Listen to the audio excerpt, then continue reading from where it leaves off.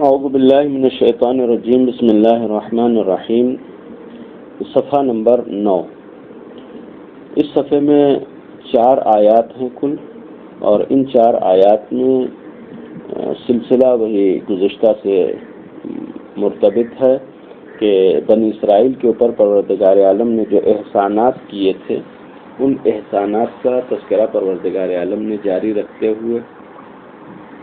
ایک اور واقعے کا ذکر کیا کہ تم اس وقت کو یاد کرو کہ جب تم سے کہا گیا کہ تم اس ارض مقدس فلسطین میں داخل ہو، کہ جب جناب موسیٰ علیہ السلام کی نافرمانی کی اور بار بار یہ نافرمانی کرتے ہی رہے، اور پروردگار عالم نے بار بار ان کو چانس دیا، بار بار ان کو موقع دیا کہ وہ اپنے گناہوں سے توبہ کرتے رہیں۔ یہاں پر بھی چونکہ انہوں نے پہلے انکار کیا تھا کہ ہم اس سرزمین میں داخل نہیں ہوں گے، لن ندخلها ما داموا فيها، کہ جب تک یہ عمالقہ قوم یہاں پر موجود ہے، یہ ظالم قوم موجود ہے، ہم اس قریے میں، اس بستی میں نہیں جائیں گے۔ لہذا پروردگار عالم نے ان سے کہا کہ بھائی تم نے نافرمانی کی تھی، اب تم یہاں سے شہر میں داخل ہو، اور تمہارے گناہوں کی توبہ یہ ہے کہ تم باب حطہ سے، کہ جو آج بھی فلسطین میں مشہور ہے اور معروف ایک جگہ ہے اسی بیت المقدس میں، اس کو باب حطہ کہتے ہیں،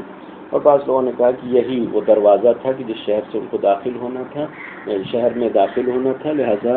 ان سے یہ کہا گیا کہ اس دروازے میں سجدہ کرتے ہوئے داخل ہو، یعنی سجدہ کرو اور داخل ہو،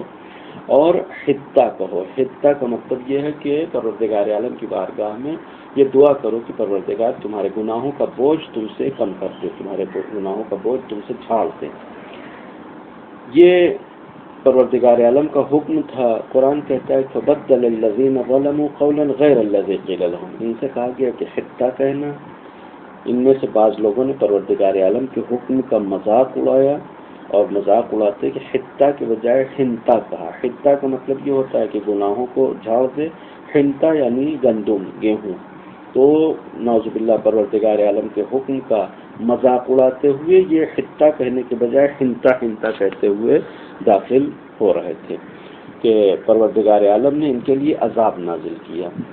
اور وہ عذاب بھی آسمانی عذاب تھا، آسمان سے نازل کیا۔ کہ بعض لوگوں نے یہ اشارہ کیا ہے کہ یہ جو عذاب نازل کیا وہ طاعون کا مرض تھا، جسے کہتے ہیں طاعون کا مرض، یعنی طاعون کی وبا میں یہ گرفتار ہوئے۔ بعض لوگوں نے یہ سوال کیا ہے کہ یہ طاعون کو آسمانی مرض کیوں کہا گیا؟ یہ تو اسی زمین کے اوپر پیدا ہوتا ہے، چونکہ وبا جو پھیلتی ہے وہ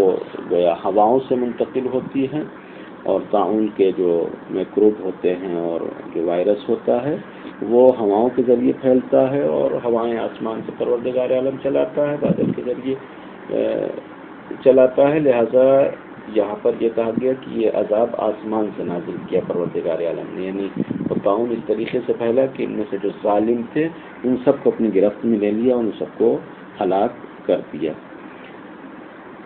اس کے بعد دوسرے واقعے کی طرف یہ اشارہ کیا گیا ہے کہ صحرا میں پانی کا کوئی انتظام نہیں تھا، اور یہ لوگ پیاس کی شدت سے ہلاک ہو رہے تھے، پیاس کی شدت کا غلبہ تھا ان کے اوپر۔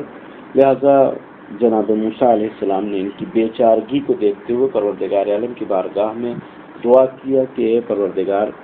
پانی عطا کر۔ استسقاء یعنی پانی طلب کرنا، پانی مانگنا۔ جناب موسیٰ علیہ السلام نے پانی کا مطالبہ کیا بنی اسرائیل کے لیے۔ پروردگار عالم نے ایک پتھر کی نشاندہی کی، اور جناب موسیٰ علیہ السلام سے کہا کہ اس پتھر کے اوپر عصا مارو اور اس میں سے پانی نکلے گا۔ چونکہ یہ 12 قبیلے تھے اور کہیں پر بھی اکٹھا نہیں ہوتے تھے، لہذا پروردگار عالم نے انتظام اس طریقے سے کیا کہ جناب موسیٰ علیہ السلام نے ایک مرتبہ عصا مارا تو 12 چشمے جاری ہوئے۔ قد علم كل اناس منهم مشربهم، اور سب نے اپنے اپنے گھاٹ کو پہچان لیا کہ پانی جب جاری ہوتا تھا تو کون کس گھاٹ سے پانی پیے گا، کون قبیلہ کس گھاٹ سے پانی لے گا، وہ سب جانتے تھے۔ یہ پتھر گویا ایک معجزاتی پتھر تھا کہ جس کو پروردگار عالم نے جناب موسیٰ کو دیا کہ بنی اسرائیل جہاں پر بھی جاتے تھے اسے اپنے ساتھ لے کے جاتے تھے، اور جب بھی پانی کی ضرورت پڑتی تھی تو راستہ یہ تھا کہ جناب موسیٰ علیہ السلام اپنے عصا سے، اپنی چھڑی سے اس پتھر کے اوپر مارتے تھے اور پانی جاری ہو جاتا تھا۔ اور اس کے بعد پروردگار عالم نے ان سے کہا کہ یہ تمہارے لیے پانی کا انتظام ہو گیا ہے، تم اپنا گھاٹ پہچانتے ہو، لہذا اب اس سے پانی پیو اور اللہ کا رزق کھاؤ اور زمین میں فساد پیدا نہ کرو۔ کہ ظاہر ہے کہ ہر نعمت کے بعد جب یہ قوم طغیان اور بغاوت پہ اتارو ہو جاتی تھی تو ایسے لوگوں کو یہ حکم دیا جاتا ہے کہ چلو ٹھیک ہے، ایک نعمت اور دیا ہے تو اس نعمت کا شکرانہ یہ ادا کرو کہ اب گناہ نہ کرنا، اب جو ہے وہ تجاوز نہ کرنا، اب جو ہے وہ پروردگار عالم کی مخالفت نہ کرنا، اب فسق و فجور اختیار نہ کرنا، لہذا تاکید کی۔ یہ دو واقعات۔ تیسرا واقعہ یہ ہے کہ جس کو پروردگار عالم نے بنی اسرائیل کو یاد دلایا، کہا کہ تم نے جناب موسیٰ علیہ السلام سے کہا کہ یہ ایک قسم کا کھانا ہم کو نہیں پسند آتا، اب ہم یہ کھانا نہیں کھائیں گے۔ آپ ان کے طغیان اور ان کے بغاوت کا اندازہ دیکھیں کہ پروردگار عالم نے مہمانی میں نہیں بلایا تھا، یہ جس مقام پر تھے وہ ایک عذاب الہی میں گرفتار تھے، اس وجہ سے پروردگار عالم نے ان کو اس صحرا میں روکا تھا۔ ان سے کہا گیا تھا کہ فلسطین جاؤ، انہوں نے کہا فلسطین نہیں جائیں گے۔ پروردگار عالم نے ان کے لیے یہ عذاب رکھا کہ وہ صحرا میں سرگردان و حیران پھرتے رہیں۔ جب یہ سرگردان اور حیران پھر رہے ہیں کہ ان کو معلوم ہے کہ پروردگار عالم کے ایک حکم کی مخالفت کی وجہ سے ہمیں عذاب میں گرفتار کیا گیا، یہ حیرانی اور یہ پریشانی ہماری عذاب الہی کا حصہ ہے، اس کے باوجود ان کو یہ خیال نہیں آتا ہے کہ پروردگار عالم سے معذرت کریں، عذر خواہی کریں، پروردگار عالم سے درخواست کریں کہ پروردگار اس عذاب کو برطرف کر دے اور چلے جائیں، بلکہ وہاں پر بھی ان کی شان و شوکت کا انداز یہ ہے کہ پروردگار عالم سے کہتے ہیں کہ ایک غذا نہیں، ہم جو ہے وہ رنگین غذائیں کھائیں گے۔ یہ کیا ہے، ایک قسم کی غذا کھاتے کھاتے ہم تھک گئے ہیں، لہٰذا ہمارے لیے جو ہے وہ کھیرا، ککڑی، پیاز، لہسن، یہ ساری چیزیں لے کے آؤ تاکہ ہم جو ہے وہ اچھی طریقے سے کھائیں۔ جناب موسیٰ علیہ السلام نے کہا کہ اگر یہ سب کھانا ہے تو شہر میں چلے جاؤ، اور تم یہ جو کام کر رہے ہو ایک ادنا چیز کو بدل رہے ہو ایک اعلیٰ چیز سے۔ انہوں نے مصر کی زندگی دیکھی تھی، چونکہ مصر کی زندگی میں کھانے متنوع قسم کے، الگ الگ قسم کے کھانے، رنگین کھانے ان کو مل جاتے تھے، کئی قسم کے کھانے ملتے تھے، لہذا اسی کی یاد ان کو ستاتی تھی۔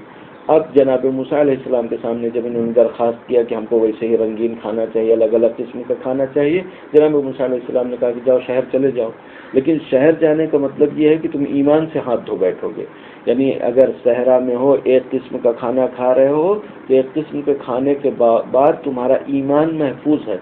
لیکن اگر شہر گئے تو پھر اسی مثلا فرعون کے چنگل میں گرفتار ہو گئے، اور اس کے بعد کھانا تو ممکن ہے کئی رنگ کا مل جائے لیکن ایمان سے ہاتھ دھو بیٹھو گے، لہذا تم فیصلہ کرو کہ تم کو کرنا کیا ہے،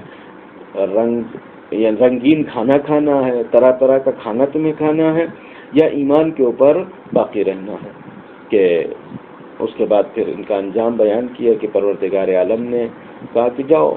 جو تم مانگ رہے ہو وہاں مل تو جائے گا، لیکن وَضُرِبَتْ عَلَيْهِمُ الذِّلَّةُ وَالْمَسْكَنَةُ وَبَاءُوا بِغَضَبٍ مِّنَ اللَّهِ، کہ ان لوگوں کے اوپر ذلت کی مہر لگا دی گئی، اللہ کا عذاب ان کے اوپر نازل ہوا، اور یہ سب اس وجہ سے ہوا کہ یہ ایک تو کفر اختیار کرتے تھے خدا کا، اور دوسرے انبیاء کا قتل کرتے تھے۔ وَذَلِكَ بِمَا عَصَوْا وَكَانُوا يَعْتَدُونَ، اور یہ ان کے عصیان، گناہ اور ان کے اس تجاوز کی بنیاد پر تھا کہ بنی اسرائیل نے انبیاء علیہ السلام کے اوپر بھی رحم نہیں کیا، اور بلا وجہ یعنی بے سبب انبیاء علیہ السلام کو یہ قتل کیا کرتے تھے، لہذا پروردگار عالم نے اس انداز سے ان کو ظلم میں گرفتار کیا کہ